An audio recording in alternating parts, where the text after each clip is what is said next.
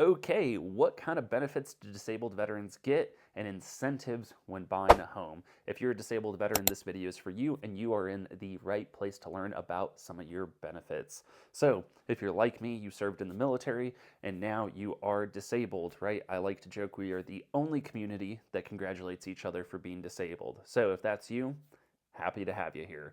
A little bit about myself. My name is Zach. I served over 8 years in the Army as an infantryman, and now I'm passionate about giving us the education and information we didn't get during our time in the military. So if you like this content and you want to see more, be sure to subscribe.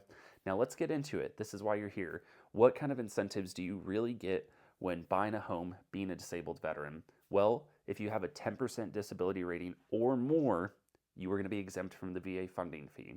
Now, what is the VA funding fee? You're probably not familiar with this term if you've never bought a home, or maybe it's been a while since you did.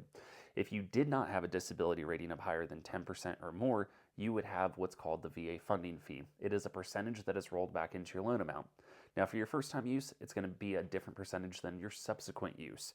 For first-time use, it is 2.15% that's rolled into the loan amount for a veteran that it does not have a disability rating. Subsequent use, it would be 3.3% that's rolled into your loan amount. Again, if you have more than 10% disability from the VA, you are exempt from this. So anywhere from 10% all the way to 100%, you guys have the same benefit. You do not have to worry about the VA funding fee. Just so we're clear, a lot of people ask, or you may have some buddies asking you about what is the VA funding fee. It's not a fee that's paid up front. It's rolled into your loan amount. And what does this do for your monthly payment?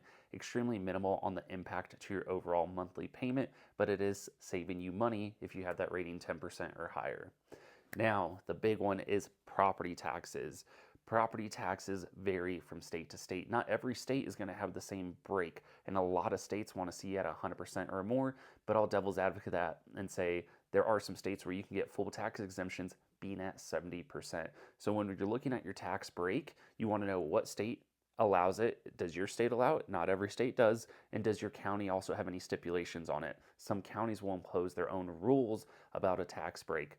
Now, big states that have tax breaks for 100% disabled veterans: Texas, Florida, Alabama, New Jersey, Michigan. There is over 20 states where you can get a tax break if you're 100% disabled. I don't have them all named. That's just the 5 that I know off the top of my head. But yes, there is about 20, a little bit over 20, where if you're 100% disabled, you don't have to worry about property taxes. The big thing that comes with that, though, not every lender can do this magic trick. The magic trick is being able to waive your property taxes up front. So what I mean is that you can qualify without any property taxes. You don't have to pay any property taxes as you close on the home. Now, there are some lenders that are going to tell you, hey, we're going to charge you your taxes. Then what you're going to go do down is take your award letter to your homestead office, your assessor's office, if you will, file your homestead exemption, and then from there, you're good to go. This really isn't always the case, but what I'll say is it depends on your county. A lot of places in Texas, Florida, Alabama, New Jersey can be waived up front, no problem.